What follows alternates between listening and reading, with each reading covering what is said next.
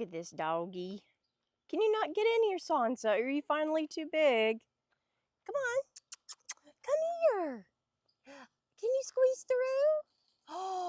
Oh my goodness, has the day finally come?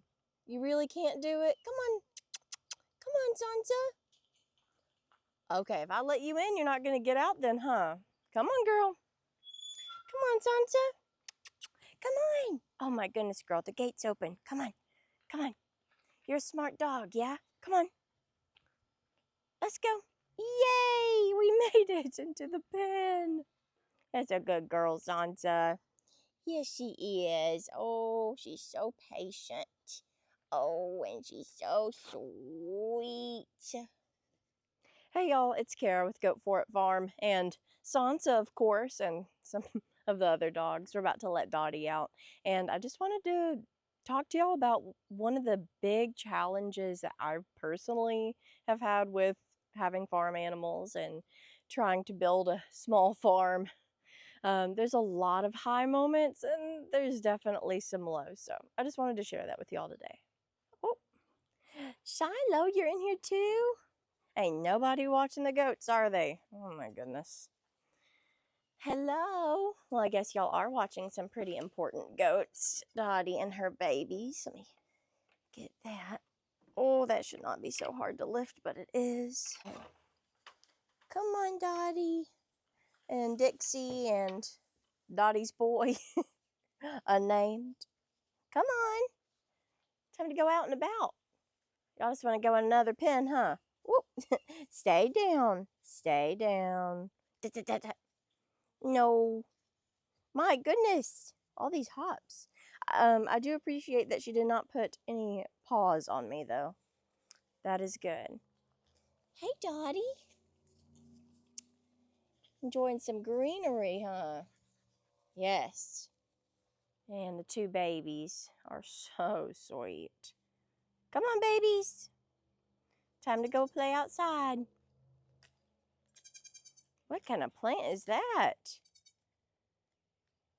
Looks good. Sounds good.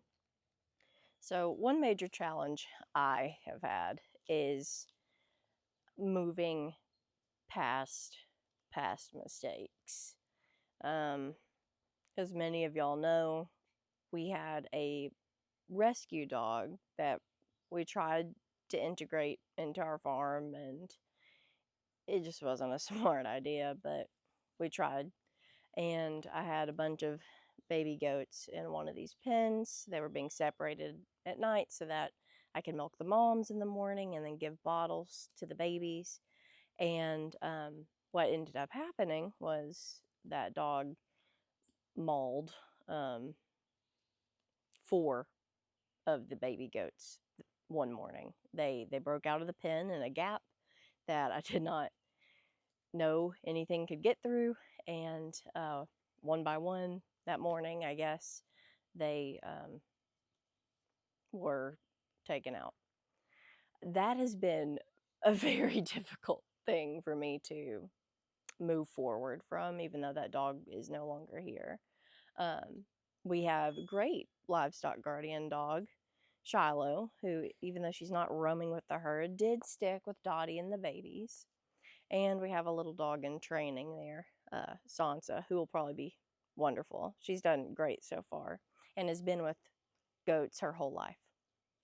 But for that reason, it is very hard for me to let Dottie and her 2 babies out without me watching them. Even though those babies are 3 weeks old and they could all definitely stay with the herd, that's been a challenge for me. Another thing too is, well, Dottie, of course, she's like the most precious mature doe. Like, she's just so special. And then these are the first babies out of Cash. So that's another reason I just don't want anything to happen to them. Even though I think they're really okay and I just need to let them roam with the herd. It's just hard, but I'm working on it.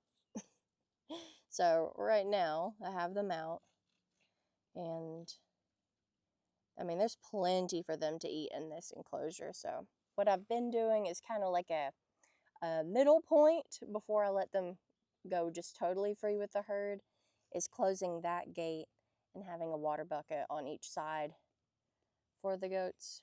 That way they have plenty of water in here, and the grazing goats have plenty out there as well.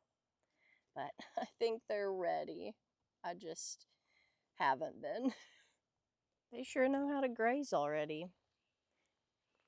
Now, the boy obviously has moon spots. Lots and lots of colored spots that are not on white. So he's got many black spots, especially. And then maybe some that are a different color, but if you look along his spine, there's just so many black spots. And then the girl, I haven't registered yet because I'm just not sure. Now, most of her I know is not moon spots, but right there, she has always had a black spot.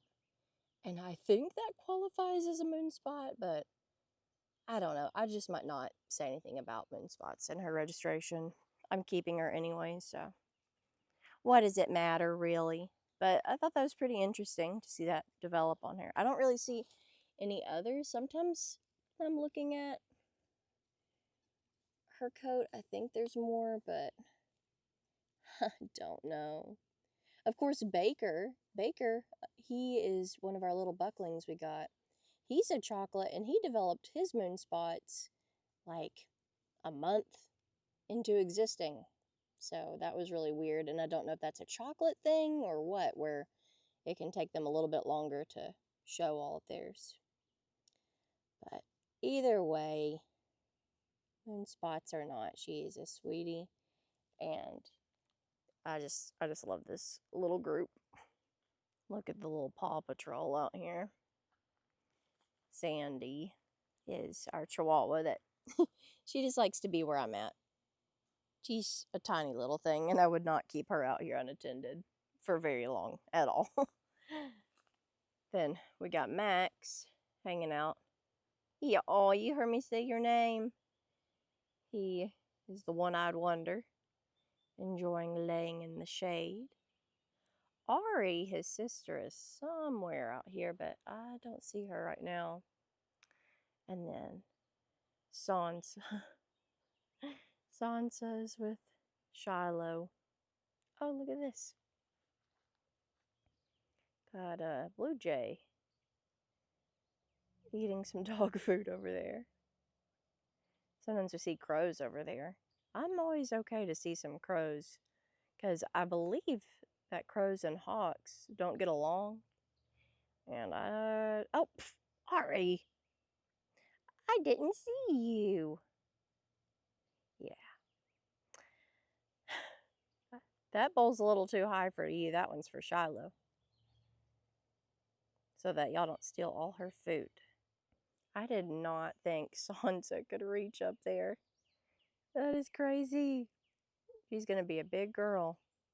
Another thing I think is just insanely difficult about farming is the trial and error aspect of it, where there's just going to be so much error that happens. And you might think that you have a solution, and you don't. And that came to my attention yesterday, really. Now, I've been under the weather. I'm on medication to lower my heart rate because my thyroid has been acting crazy, over-functioning, producing way too much of one hormone, which is T3 free. And anyways, it just tells your body like to speed up, do a lot, metabolize faster, and some other things. And so I've been under the weather for sure. But yesterday morning,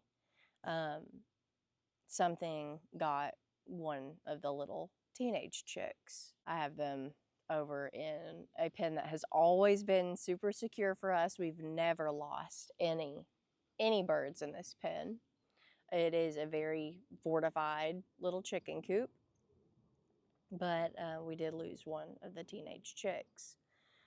And it was one of our Rhode Island red chicks that we lost. There was some wiring at the top that had been pulled off, and so it's like, okay, this is what must have happened. The wiring must have come undone.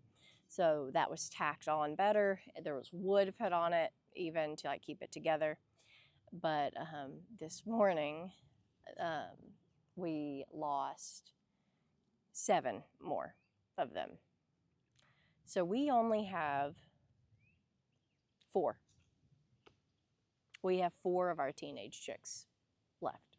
And by teenage, I just mean like they're not like tiny. They're not fully grown yet. They're only like 4 weeks old, 4 or 5 weeks old. And so they're kind of like in that adolescent stage. But yeah, something came back. Whatever got the first one obviously came back, maybe brought more of whatever it was. We're thinking raccoon or possum. And they took out the vast majority of these chicks that were going into the future like breeding program for chickens here. And that's really hard. So how they got in the first place is they peeled back. We had metal sheets going around it, and they peeled it back. So again, nothing's ever gotten into it before. We thought it was really solid, but now we have fortified it even more to where I don't see how anything could get in there, but I didn't before, but especially now. So yeah, that's really hard. Not feeling well, and then just feeling like an overwhelming sense of like loss, and that you should have done something else but didn't. And like you think something's safe, but it's not. It's just exhausting. Thankfully, I do have a lot of barred rock chicks. And a second batch I incubated. Y'all haven't seen that video on that incubator yet, but it was a very successful incubator. We also have our 5 Americana chicks still, but just losing any animal, like we want them always to be so very safe and to live out like their purpose on the farm, not go to some predator. But sometimes things just happen, and you know, they say you live and you learn. And man, it's just hard. It's just hard because I really thought that they were safe. And it's really disappointing. But, like, my last video I did was taking them outside for the first time. And I don't know, it just really stinks. And it's just kind of a lot. Oh, Dixie. Look at Dixie here beside me. Hey, Dixie girl. You are so cute. They are such friendly babies. But enough of that. There's far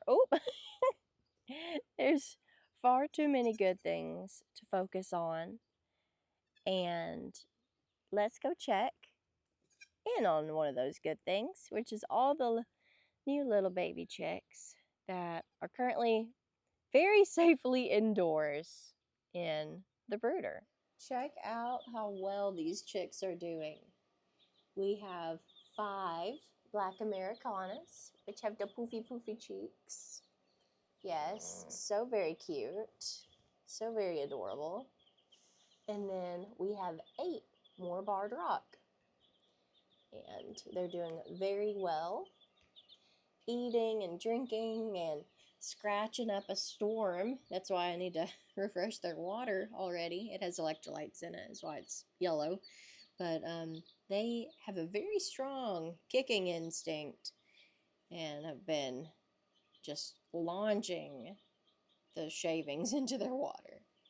But they're doing so well, and I am thankful for that. And I just can't get over how cute these Americanas are. I think they might be my favorite. Yeah. Oh, Sorry, the barred rock looked over there like, are you serious? I'm sorry, I think I am. But if you have a farm or have experienced projects with some highs and lows, I would love to hear with how you kind of frame that in your mind and keep working past it. We're not going to stop. We're going to keep going, of course. I think I'm probably going to order some more Rhode Island Reds since of the 4 teen chicks that I have, 4 teenage chicks that we did not lose out of our 12. I'm pretty sure we have 2 barred rock cockerels, future roosters, and 1 barred rock hen, and I think we have 1 Rhode Island Red cockerel, who again will be a rooster. So can't really have more Rhode Island Reds without at least 1 rooster and 1 hen of that type. So unfortunately that happened and can't really go back and do anything differently. Just trying to improve as we keep going, and always learn from the past. So thanks for joining us, and hope to see you next time.